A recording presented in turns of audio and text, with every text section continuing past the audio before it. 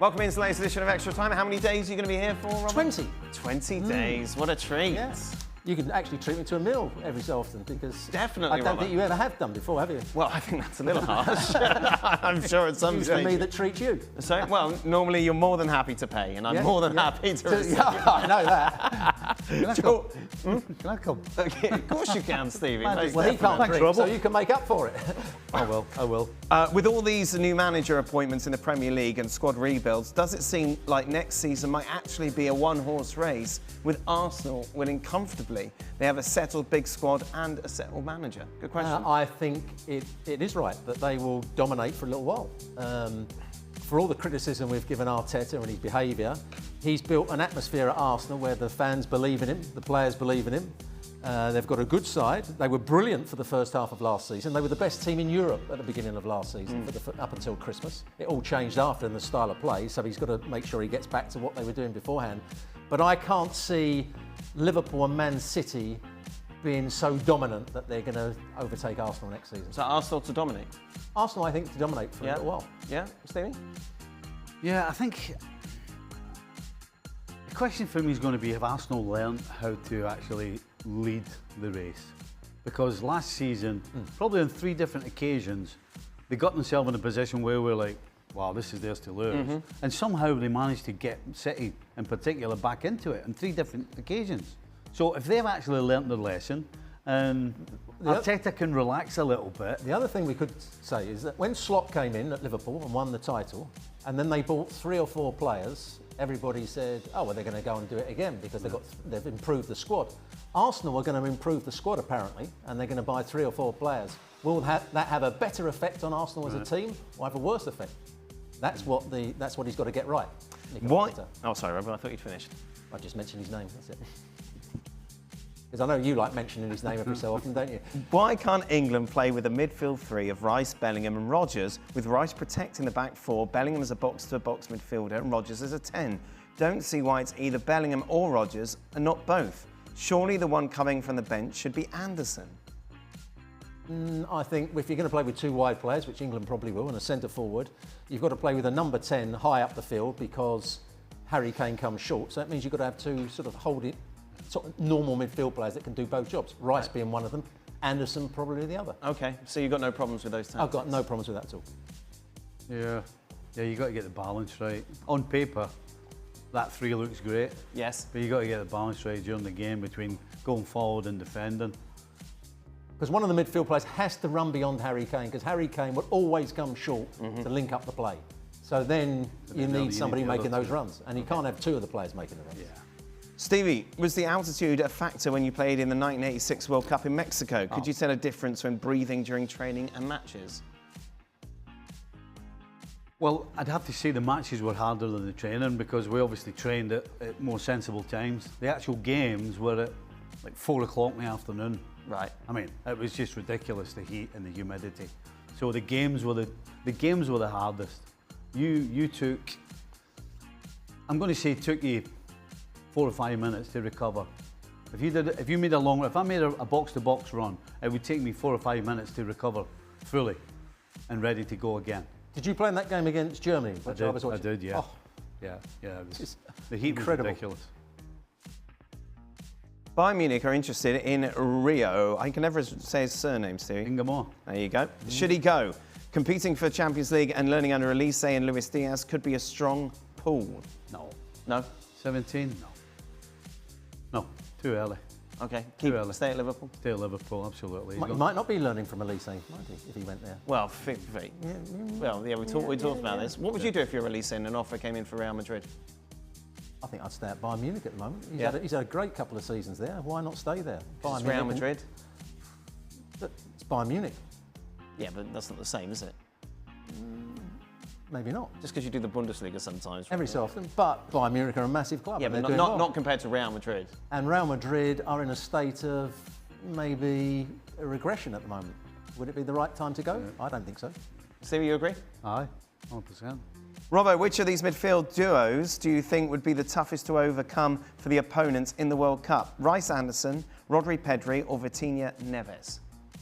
Vitinha and Neves would be hard to play against because they'd pass you out the game, but you could run off the back of them. Anderson and Rice would be hard to outrun and out-battle. So that's a good combination. And what was the other one you said? Rodri and Pedri. Rodri and Pedri. Rodri, I don't think, has got anywhere near his best form since he's had his injury. Yeah, and that's a worry, I think, for Spain. But Pedri, when he's playing well, he's the best midfield player in the world in terms of seeing passes and doing things. So who's the better pairing of those three? I'm going to go with a Pedri and Rodri if Rodri plays No, there's no asterisks allowed. No. Not allowed asterisks. I'm going to go for those two. Yeah. I don't think you can. If they were both, if he hadn't done his knee and the whole thing, yin and yang's great with Rodri and Pedri. But he did do his knee. Yeah. So right now, I'd have to go with Vitinha and Neves.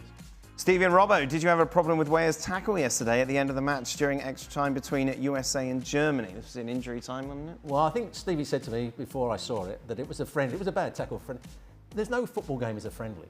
And what he went in and he won the ball, fair and square. It was a good tackle, in my view. So why the German players got involved, I've got no idea whatsoever. It was a good tackle.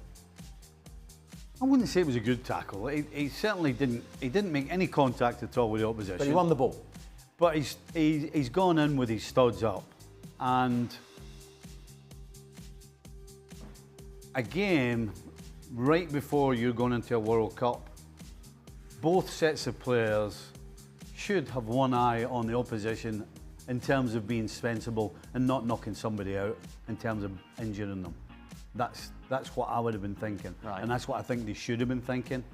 Unfortunately, sometimes in friendlies, something happens, you lose your rag, because I think just before that, Weah had got involved in some sort of scuffle, and so he was still feeling that, which is why he made that challenge. Okay. And the reason everybody ran at him is because of what I just said, because everybody's aware that you don't want to get injured before the World Cup. And to get injured by a reckless tackle would be the worst thing ever. For both as elder statesmen of the game. Elder? One older than the other, let me tell you. Just.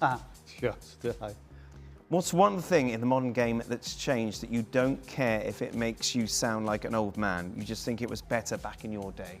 Well, I would go with, I watch football and I get frustrated. This is an absolute late. We could be here all day. No, it's going to be very quick. I get We're absolutely watching the game today. frustrated when players that aren't injured go down and hold something and get a load of time wasted and they're trying to get the other player sent off. And I was telling our producer earlier on, Charlie Nicholas, who obviously Stevie played with, was playing for Arsenal against Everton, and he got a little touch on the eye and he stopped playing and held his face, and Everton had a counter-attack. Not one of us went to the referee. I think the other 10 players all ran to Charlie Nicholas and said, get on with the game, what are you doing, going down so easily. Right. Now, they'd all be round the referee and saying it was a foul. So players feigning injury is the worst thing, I think. There's a few, but I go back to one that I was asking and talking about with Robbo earlier. In today's game, nobody plays a ball from the back and drops. We used to call it dropping the ball in. So basically what that meant was, if I was fullback, I'm missing out in the midfield and I'm dropping it over the back of the midfield so that my centre forward can get a hold of it, lay it off, turn, whatever. Nobody does that anymore.